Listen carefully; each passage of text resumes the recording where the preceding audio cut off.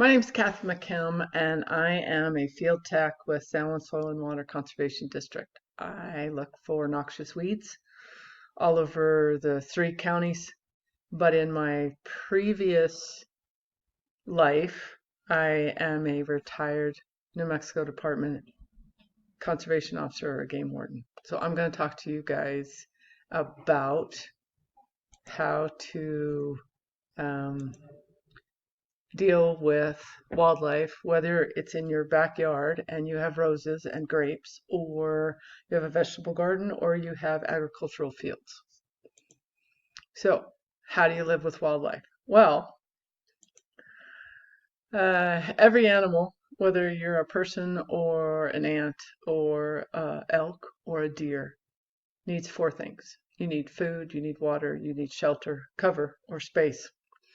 Food and water, that's fairly self-explanatory. Everything needs it. Shelter and cover depend on how big you are, how many there are of you, and what kind of shelter or cover you might need. People tend to like things with roofs over their head. Elk and deer like to have different elevations. They need a lot of space. If you have a bobcat, it's a different shelter, a different cover, a different space. So it depends on what we're talking about as to how they're going to handle their biological needs that are going to end up conflicting with yours. Now, there's always an aesthetic and an intrinsic value to wildlife. Lots of people like seeing them. Most people like to have them around them, whether you're in the city or in the country. If you are the bent that you would like to encourage wildlife to live on your property, then your best bet is native vegetation. Yes, you could put things in that require a lot of water, but you better have irrigation because otherwise it's not going to grow very much. So it's much better, especially for the animals, if you put in a native vegetation. We are really lucky in New Mexico because the energy, mineral, and natural resources, which is state parks, but it's also state forestry. Their website is the one you can see. They offer a seedling program. It used to be where you could only get them in the spring. They started a fall pickup in July of 19. So you guys can order this year. You should be able to order this year. Start looking. So by the time the deadline comes around, you've already gotten it, because what happens with the seedling program, especially for those things like aspen, cherries, types of seedlings that everybody wants, they'll be gone as soon as they open. So I'd start looking right now. Today is the 23rd. I bet you a lot of things sold out yesterday on the 22nd, being Earth Day, but I would look and see if there's anything there that you would like. So fall is a much better time to plant native seedlings because they're catching that winter moisture if we have any. And so they're already setting buds by the time next spring comes around. Or you can go ahead and order and see if they have anything left over for the spring. Normally they're doing the deliveries in this month, so there's probably not anything left for the seedlings. Or you can visit Santa Fe and see if you can buy them directly from State Forestry. So in the spring, they will bring trucks around to your NRCS offices. In the fall, you have to go to Santa Fe to pick them up, unless that's changed. SWCD is out of Cortez. They do really well for giving you seed mixtures that are good for our climate and our rainfall. So how do you encourage wildlife to come in?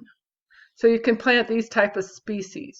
So your privet is your New Mexico olive. You guys are everywhere. They're down in the city of Farmington Parks, Bloomfield Parks, Sagada, Aztec. You probably have them all in your own place if you're along the ditch. Nanking cherry is another good one. Both of those have some sort of fruit. Chokecherry has a fruit. Mount mahogany has a fruit. Bitterbrush is like ice cream to deer, but um, the biggest thing with plant species, you have to understand it's not only the rainfall and your altitude, but um, it's also your soil type. Bitter brush is like ice cream, but it will only grow in certain soil types. Four-winged saltbush, we have a lot around here. The birds, the cows, the deer will eat them. Indian ricegrass is really good for birds. Blue stem, grama, fescue, wheatgrass, all of those birds will eat them as well as the deer and the elk. So what are you impacting when you plant these native species? You're looking at songbirds, turkey, deer, elk, bear, um, cows. Domestic cows will eat them. Domestic horses will eat some of them. Non-native species, especially if you're growing agriculture, you're looking at alfalfa, corn, pumpkins, gardens, grains. But you have to understand when you have your non-native species, you are encouraging those animals to come in for food that they can't normally get anywhere else. So you basically have provided them an ice cream buffet in an area where all they have is lettuce. And your neighbors are really not going to be happy with you because you may have 40 acres of alfalfa that you'd like to see the turkey and the deer and the elk in. But the guy that's next to you that has 150 acres or only 20 acres doesn't want them in there because he'd actually like to make a living off his alfalfa. So that's creating a nuisance. So if you're encouraging wildlife in, you might check with your neighbors and make sure they're on the same page. You're also, with the non-native species, you're going to be encouraging geese, ducks, turkey, deer, bear, elk. Bears love pumpkins. They're pretty good on the gardens. They will eat the corn and they'll come looking for the prey that lives in the alfalfa. So you're unnaturally bringing in a predator that you may not want in your area. Also, when you are teaching wildlife to feed in the fields, like I said, you're starting problems for your neighbors. And the other thing is you have to remember that when you bring in the prey, the predators are going to follow. So it's something to think about. Okay, so perception. So that's a really pretty picture. Look, it's a doe and she has two fawns and it's so neat. But if you're the guy that has that same doe and say she's 5 and every year she has two fawns and she has them right outside your front porch. And for the first month, fawns don't move very far. So she doesn't move very far. So she's going to feed on your flowers and your alfalfa and your neighbor's flowers and your grapes and your garden and your fruit trees. And so that's what I mean by perception. The folks that don't have deer in their front yard think that's really cute. The folks that are really tired of deer in their front yard don't think that's so hot. So those are the things you need to think about when you're dealing with wildlife. So the bad. So maybe you don't want to encourage wildlife. And if you don't want to encourage wildlife, this is the issue. So ice cream versus spinach. So roses have a lot of sugar content. So when they're budding out, the deer come in and they eat all the rosebuds. Well, if you're growing roses for the county fair or the state fair, you're not real happy when they eat your roses. So as a person, I'd much rather eat ice cream than spinach. Well, the deer and the elk and the bear and the cougars and everybody else agrees. So they're going to come in and eat something that doesn't take much energy. You have to understand with wildlife, they're going to take the easiest route. So anything that requires very little energy is what they're going to eat versus something that requires them to go across fields or through arroyos or up and down hills to look for food. When there's 20 acres of it right there, they're going to come in for the 20 acres because it's easy and they can bed in it and they can fawn in it and they can eat it and you get my drift. All right. And we provide a lot of food. We provide the crops. I've already talked about alfalfa, triticale, oats. Geese and deer and elk love oats. We provide a lot of chickens. Chickens feed everything. Chickens feed foxes, coyotes, bobcats, pretty much everything. Owls, hawks, eagles, cats, um, coyotes will eat them, foxes will eat them, owls love them. And owls tend to nest and start producing young January and February. And when the male owl is trying to impress the female, he's bringing in lots of cats. Sweet feed. Sweet feed smells really good. Horses would agree with you. Well, the issue becomes is bears can smell it and they'll come right in for it. Compost, that's another one. Think of things that you put on your compost pile. Honeydew, cantaloupe, rotten stuff. Bears love it. To bears, that's ice cream, and they're going to come in. We can try to fence them out. We're a fence out state for livestock. The problem is a 4-strand is what we normally use for livestock around here. The issue becomes that deer and elk don't have any trouble going over on a 4-strand. To keep deer and elk out of a pasture or keep them out of a garden, you're going to need a 8 to 10 foot fence. That's minimum. You put up a 6-foot fence. If it's a cedar fence, they may not go over it because they can't see over it or through it. But if you put up a 6-foot chain link fence, they'll be over it with no problem at all. It's like stepping. All right. So what can we do? Are there deer resistant plants? Yes and no. The biggest thing is you want to look at the San Juan Soil and Water's invasive plant list. Because the issue becomes some of those plants that the nurseries push are invasive. And it's fine if you start it and the deer won't eat it, or may only eat it and the plant survives. But the issue becomes when there's too much of that plant and it overtakes your field, and you no longer have alfalfa. Now all you have is leafy spurge, or you no longer have alfalfa. Now you have purple loosestrife. You don't want an invasive species. And deer resistance is kind of like there's no plant that's really deer resistant. The issue becomes is the plant will recover even if it's nubbed.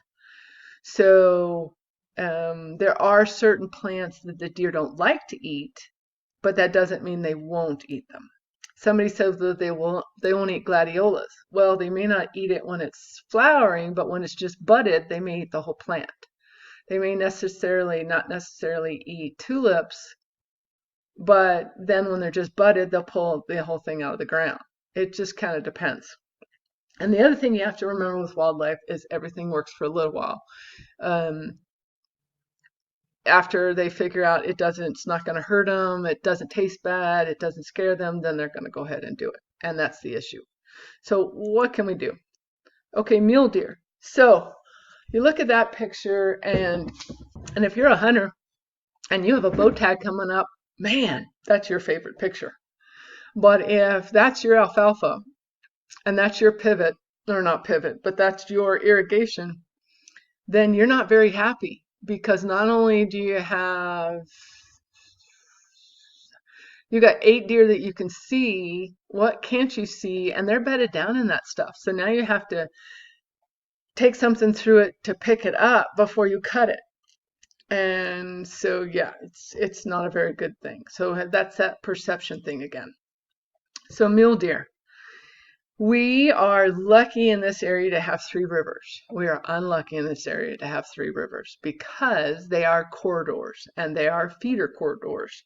So you're going to have the deer that aren't here year-round come through the feeder corridors, find food and stay, or find food and fawn. And so they follow the arroyos, they follow the river. Deer are a browser, which means they're not necessarily a grazer like you would have horses and cows or elk. They're a browser, which means they like a more shrubby plant to eat. A woody plant is what they normally. Will they eat grass? Yes, but they prefer not to eat grass. What they will eat aside from the woody plant, they'll also eat your vegetable gardens. They'll eat your flowers, they'll eat your grapes, they'll eat your fruit, they'll eat your corn, they'll eat your oats, they'll eat whatever. They'll eat your haystacks. What you can try now, there's all sorts of things you can try, and like I said, things only work for a little while. Irish Spring soap. I personally can't stand to smell it anymore because I've dealt with flats of it. But it, as long as it's fresh and as long as they can smell it, it works. So you drill a hole through it, hang it in multiple areas on your trees. After it rains and it's been in the sun for a while, it develops a layer, so you have to go out there and shave it again so then it's smelly again. Pie plates. Put them on a fishing line and hit them as you walk through your garden. Put them where they catch the wind and they hit tree limbs, something to make them make noise. Old CDs that catch the light, aluminum foil. You can use a radio. I had a gal in Farmington off of Arch Lane that used a radio. She'd turn it up really high, and then she would have pie plates and she'd hit them as she went out to put up her laundry. You can try human hair. For a while it smells like us. If you have grandkids or you have if you have males in the house, you can have them go pee around your garden. It only works for a little while because they figure out the smell is not going to kill them. There are some things that you might try that aren't necessarily in your household. So there's a thing called a scarecrow sprinkler. You attach it to a house or a water source that will go off all the time, and that's why generally it's not irrigation. Generally it's a house sprinkler. There's a sprinkler head and there's a motion sensor on the sprinkler head, and it has powered by the sun, solar powered. Has a sensor. You put it at the level where whatever you're trying to scare off, whether it's raccoons or skunks or deer or elk, and then when it senses something, the water shoots out. It works pretty well. There's a deal called a night guard. It's a little black box and it has red eyes. Same thing. It's solar powered, sensor monitored, and it shows like a predator's eyes, and it tends to work for a little while. There's repellent. The Hinder is synthetic mountain lion urine. It works really well against horses. Sometimes it'll work with deer. The problem is you spray it, and then after the sun and it evaporates, you have to spray it again. It's a little expensive, but it tends to work. Plant Skid is a powder-based blood repellent to go against deer. You can fence them out. You can use an electric fence, but you're still looking at an 8 to a 10-foot fence. Put up an 8 to 10-foot fence. Some folks have used 10-foot T-post and 2 rolls of field fence wired together. So you have a 4-foot field fence on top and a 4-foot field fence on the bottom. You can put panels. You can do 10-foot chain link. You could do 10-foot cedar fence. And biggest thing is with deer is they won't jump into something they can't see. And then if you're in an area where you can have people come in and hunt, that's always helpful too, but you're only taking out your bucks. You're not taking out your does, and your does are your female reproductive. So sometimes that doesn't work either. So something to think about. Elk. Now, same thing goes with the other picture with the deer in the field, right? This is a great picture if you got a cow hunt coming up. It's not a good picture if that's your field and you've chased them out because you've gone in to do some sort of work, and so all they're doing is waiting for you to leave so they can move back into the field. So remember, it's a perception thing. Now, elk are a grazer. They're going to eat grass, and when they're not eating grass, they're going to eat your haystacks, they're going to eat your crops, they're going to eat your pastures, they're going to be in your trees. They'll eat anything a cow or horse will eat, basically. Scare tactics. Now, there is, I didn't mention it with the deer, but there is a thing they call a Zahn gun. A Zahn gun is attached to, looks like a big old cannon. It's attached to a propane bottle, and you set a dial and it goes off every 20 minutes or every 30 minutes or every 15, and it's a big, huge, loud pow. It works for a little while until they figure out it doesn't hurt them anymore. The other scare tactics you can use for both the elk and the deer, there is a deal called M80s, and you weave M80s, which is a big old huge firecracker, into a rope, which is called as a fuse rope, and you light it, and depending upon where the M80s are, they'll go off every so often. Problem is, we're in a drought, and so you don't want to put it anywhere where you might actually start a fire, which wouldn't be a good thing. There's also things called cracker shells. They're a 12 gauge round. It goes into a 12 gauge shotgun.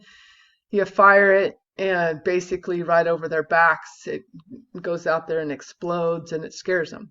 But it only works for a little while. And that little while is a very small amount of time because they figure out it doesn't even bother. I've had geese where you fire cracker shell right over their head. They don't do a dang thing because they're not worried about it, and nobody keels over. So, something to think about. Now, the other thing about elk is the way they go over that 4-strand barbed wire. So what happens normally with elk is they will jump over the wire with their front feet, and then they'll drag their back feet. Well, what the game department's come up with is a PVC. So you take a 1-inch PVC, you slice down one end, you cut it, okay, on one end, and then you pop that over the top wire of your 4-strand. So when they jump over the fence and then pull their back feet over, they're just going along that PVC and they just roll. So instead of popping that top wire to where the farmer or the rancher has to fix his fence all the time, now you have that PVC on it and it rolls, and so there's no problem to the fence. The farmer and the ranchers fix enough fence, they know exactly where the elk cross. So if that's something that you want and you can't handle it yourself, get a hold of the game department. In my last slide in this presentation, I have the numbers of the local game wardens, and they can help you. So you can fence them out. It's really expensive though if you have 150 acres. So the other way to handle it is also hunting season. Also, if for the deer and the elk, there is a thing called depredation licenses. If that's something that you can do because it's in your area and you can handle a hunt, then you might get a hold of the Game and Fish and see if they can help you at all. So, bears, aren't they cute? Not really. So, bear biology. So while mom's in hibernation, she has cubs. Depending upon how healthy she was when she went into hibernation, depends on how many cubs she actually has. And she is actually the only animal that can, depending upon her health, slough the eggs or keep them. So if she's healthy, she'll have cubs while she's in hibernation. When they're born, they're very small, like the size of an 8-ounce Coke can. When they come out of the den, which depending upon the cold of the winter, can be anywhere from the end of March through the end of April, she'll come out and those cubs are this size. They're about 15 to 20 pounds. So she's hungry because since January, she's been feeding 3 cubs. So right now she's skinny. So she's looking for food. And that's the issue when they first start coming out of the den. So then in August, they're putting on food to go back into the den. And so they're looking for everything. Now, a bear's eyes are very tiny because their sight isn't so hot. Their nose and their ears are huge. Well, his and strike that. The ears show you how old the bear is. This is a good sized bear because his head is bigger, his nose is shorter, and his ears are smaller. When their ears are bigger and their nose is longer, you have a younger bear. This one's already been tagged twice, which means 3 strikes and you're out. So this bear's already figured out where all the food is. It's near people, and that's why he's been tagged. So in August, they're putting on a lot of weight to go back into the den, and they're looking for anything smelly. So bears travel cross country. They don't care. They are looking for the smells. They're looking for the food. So when she comes out of the den in April, hopefully, she's looking for food. Now, there's not much food out there because we don't have any fruit. Our pumpkins aren't out and they're not smelling. They're just coming out and she's looking. She's normally going to look for natural stuff when she comes out in the spring, unless there's nothing out there because we didn't have a winter. Then she'll come back into town and start eating trash. In the August, though, when they're putting fat on, they're looking for anything smelly. So a bear is an omnivore. Now, there are 3 ways animals eat. You have a herbivore, which eats grass and plants. You have an carnivore, which only eats meat. And then you have an omnivore. Omnivores eat everything. Humans are omnivores, right? If you liked everything, you could eat everything. So humans are omnivores. So are bears. So they'll eat everything. They'll eat chicken compost. They'll eat chickens. They'll eat chicken feed. They'll eat sweet feed. They'll eat they'll eat everything. They'll eat barbecue grills. I've known bears to where they've made big old, huge, elaborate barbecue grills into a basketball. So they are very strong. So we've kind of talked about the bear cycle, right? So she hibernates, she has young, she comes out. Pardon me. They're being a bear. She's growing bears. The first year, she keeps her babies for 2 years, or about 18 months. First year, she grows them. Second year, she teaches them how to be a bear. So by August, that first year, there are 4 bears that are hungry. And so they're filling up. And then they'll all go into the den. The second, as they come out of the den, she teaches them how to hunt. She teaches them how to be bears. She teaches them what to look for. And then she kicks them out and rebreeds. So August, they're looking for anything smelly. If you have beehives, they'll eat your hives. They'll eat the bees. They're insects. Compost, they'll eat everything in the compost. If the chicken coop is close to the compost, they'll eat the chickens. They'll eat the chicken feed. They'll eat the compost. They'll eat the chicken trash. Crops, they love pumpkins. Absolutely love pumpkins. They will eat watermelon, cantaloupe, honeydew. They'll eat your trash. They love anything sweet, smelly, fish, sardines. If you are a fisherman and you like to snag salmon, they love salmon. They'll eat all the guts. Bird feeders, love bird feeders, love hummingbird feeders. They'll eat your grain, sweet feed. They'll eat small livestock. Fence in or lock down what you've got. So fence in your beehives. One of the game wardens that lives in the East Mountain has a really cool deal where he takes dog panels and he encloses his beehive and he locks it down, and he's had that now for 3 years and he hasn't had his hives got by the bears. You can put down what do you call it, a hot mat, an electric mat, in front of the cage. You can put it, if they're coming in and they're hitting your compost pile, put hot mats around your compost pile, put a hot wire. If you're really having trouble with bears, get rid of the things they're coming in for, lock it down, put it up, and don't let them. If you're barbecuing and all of a sudden you got bears, put your barbecue in your garage. Don't let them get to it. Put your trash in your garage until it's trash day.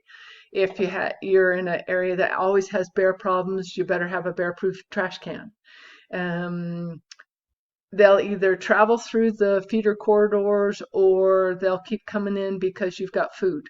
When they have figured out and they associate people with food, you're going to have a lot of wildlife because it's easier to hit your house than it is to go out and look for food. All right, so that's something to think about. Okay, so lions. Do we have lions in San Juan County? Yes, we do. Can we have trouble with lions in San Juan County? Yes. So this picture is not the same cat, but similar. We had one in the Largo English area near the mall, south of the mall, about 15 years ago. It was a young male cat. It had been existing on eating skunks and cats, wild cats, feral cats, small dogs that weren't fenced or on a line at their house, and got scared and went up a tree. Gal had her kids playing in the yard, hanging out. Dad came home, looked up, and there's a cat in the tree. So we took care of it, we trapped it, and we took it someplace else. Remember that we are in a 3-corridor area. So with the La Plata, the Animas, and the San Juan, you're going to have prey come down through the river corridors, and you're going to have predators follow them. So just like the bears, the cats keep their young for 2 years or 18 months. The first year they grow them. The second year they teach them how to be a cat. Well, they release them about right before they're 2 years old, before the female gets rebred before winter. So then when they're tossing out those cats, they're tossing them out of their territory. So they're following the corridor not only to find food, but also to find new territory. And so they're confused. And this young male ended up in Farmington because it was hungry and it couldn't exist anymore on what it was existing on. So we took it out of there. So now, habitat for cougars. How does that work? So, cougars will follow the corridors, like I told you. They have a territory. Depending on whether it's a male or a female cougar, depends on how large the territory is. The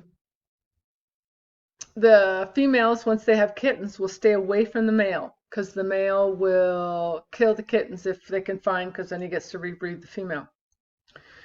But so they'll have their territories can be anywhere from 45 to 75 square miles. They make routes. They're a carnivore, so they only eat meat, and anything smaller than they are and even bigger than they are made of meat, because they'll go ahead and try to take down. They'll take down yearling horses, wild horses in the forest. They'll take down full-grown horses, wild horses. They'll take down elk. They'll take down deer.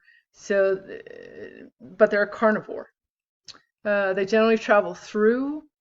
In the past, we've had a cat that likes to be right there at Burnham Downs on Browning Parkway. He eats deer in there, hangs out with the horses, doesn't ever bother the horses, and he'll eat any, feral dog or feral cat, and then right about July 4th, the fireworks bother him and he takes off and goes south again.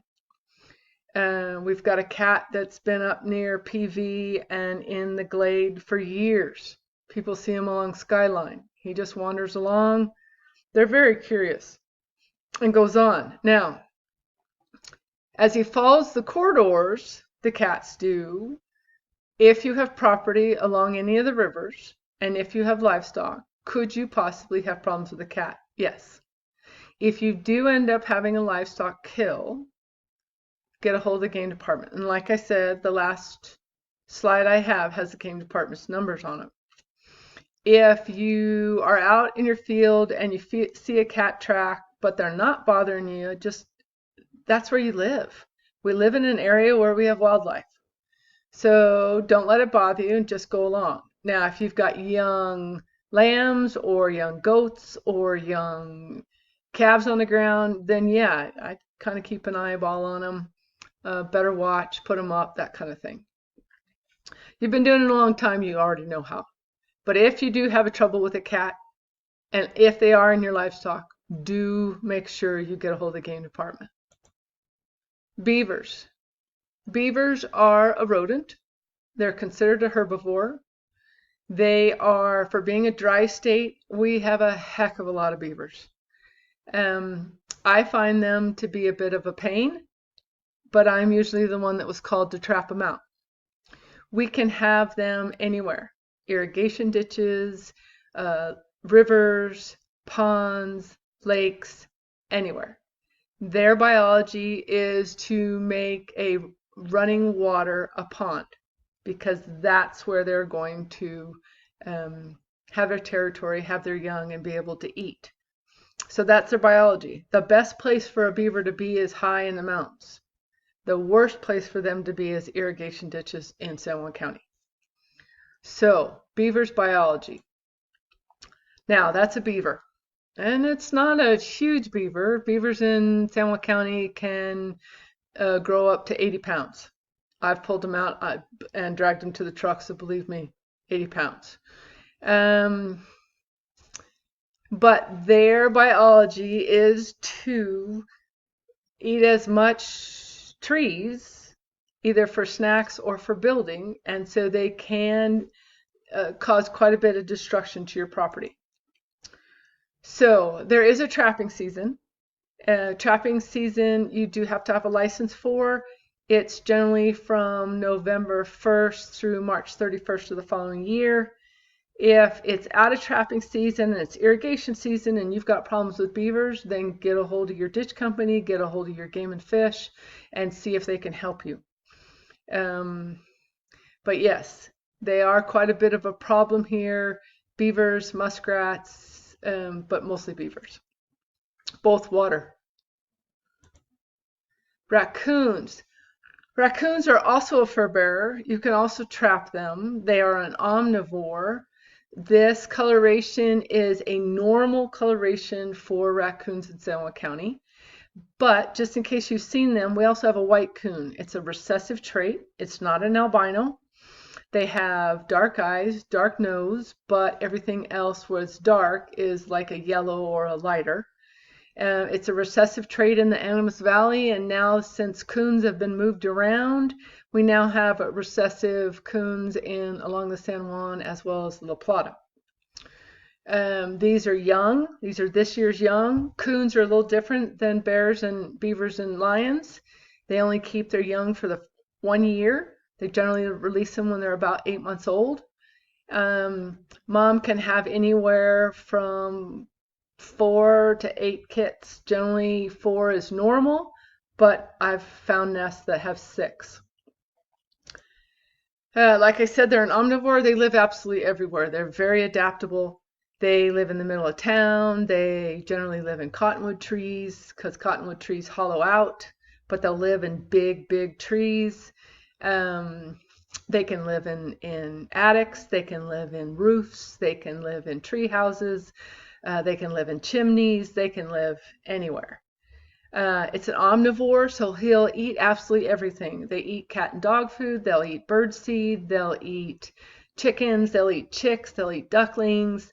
They'll eat your garden. They love corn. They love fruit. They love grapes. They'll eat fish if you have ponds, if you have minnows, if you have koi. They'll eat, like I said, the chickens and the ducks, the turkeys. So they eat everything. They have little hands, so they're able to open ice coolers, open trailers, open things in your tack shed that you wouldn't think they'd be able to open. They'll eat the sweet feed. The biggest thing with raccoons is clean up your area. Lock it down. If you've got sweet feed or cat food or dog food or bird food they're eating, then put it in something they can't open. Put a strap on it. Put a lock on it. Whatever, but make it harder for them. If you have cat and doggy doors and all of a sudden you have a lot more cat food disappearing and you have lots of mud being tracked in, you might close and lock that doggy door or cat door for a while. Feed the cat in the house. Don't let it go in and out. Feed it during the day. Coons tend to be nocturnal. If you do see a raccoon out during the full day and its eyes and its nose are weepy, get a hold of animal control or game and fish. That coon probably has encephalitis, distemper, or a combination of the two. That's a sick coon, if their eyes and their nose are weeping. Can you trap or kill it? Live trap in the city of Farmington, city of Bloomfield, city of Aztec, yes. You could probably live trap it in the county. Then what you do with it, do you want it to come back, right? So get a hold of Game and Fish outside of trapping season if you are having trouble, and if you're within the city limits of any Bloomfield, Aztec, or Farmington, get a hold of Animal Control and Game and Fish. All right, that's raccoons. Turkeys. I used to like turkeys. I live in an area west of Bloomfield. I've been retired now 9 years. And 9 years ago, I didn't have turkeys. Now I live with about anywhere from 35 to 45 turkeys, depending upon how many poults make it through predator season. Turkeys can be annoying. Basically, what we have in New Mexico is we have 3 distinct species of turkeys. We have the Rio Grande, which is along the I-40 corridor in south. We have the Gould's turkey, which is in the south of New Mexico, and we have the Merriam's turkey, which tends to be a northern bird in the mountains. Well, 20 years ago, we had a landowner along the San Juan who illegally brought in Rio Grande turkeys and released them on his private property. And then those birds are now from the Hogback to the Largo and Huerfano to the Colorado border along the Animas. So turkeys don't recognize that you're a different species when they're looking for breeding. So turkeys will breed with other turkeys. They don't care. So if you're a turkey hunter, please be aware of the turkey regs in accordance with the turkeys that are along the San Juan versus the turkeys that are either in the rattlesnake area or in the forest. Are they wild? Yes. Are they considered feral? No. There are spring and fall hunts. If you're a turkey hunter or you would like to have hunters on your place, just make sure that they pay attention to any regulations, bag limits, and license needed. If you're the landowner and you're having trouble with turkeys, you just have to realize you're going to have to fence them out. I used to have grapes and blackberries in my front yard. I now have to chicken wire around them to keep them if I want any. Turkeys are omnivorous. They'll eat absolutely everything. They would prefer seeds, but they'll eat grapes, they'll eat apples, they'll eat grasshoppers, they'll eat all sorts of bugs, they'll eat, so they'll just eat quite a bit. So if you want an absolutely clean front yard, turkeys are wonderful. Can you fence them out of the backyard? No, but I've taught my dog how to chase turkeys out of the backyard. Some people complain about them getting on your cars. A good broom on the backside, that'll work. Don't let them scare you, and you scare them. If you're having a lot of trouble with turkeys and you don't know what to do about them, please get a hold of the game department. That's your best bet. And here you go. Here are the slides for the game department. Sergeant Matt Anthony is your sergeant for this area, and he has 3 officers: Eric Nelson, Shaler Wells, and Shauna Burkhart Wells. Each of them is responsible for a district, but they will answer calls in the entire San Juan County, parts of Sandoval, and parts of Rio Arriba. All right. If you aren't having any luck getting a hold of game wardens, because understand that dealing with depredating wildlife is not the only issue they have, then get a hold of non-emergency San Juan County Dispatch at the following number, 334-6622. Let them know you're trying to find a game warden and they will help you. I know that this format doesn't allow you to answer or ask any questions or for me to answer any questions. If you have specific questions that you think I might be able to help with, please pass those questions through Andy and I will pass the answers back.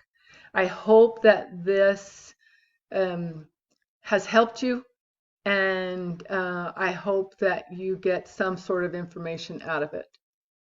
Thanks.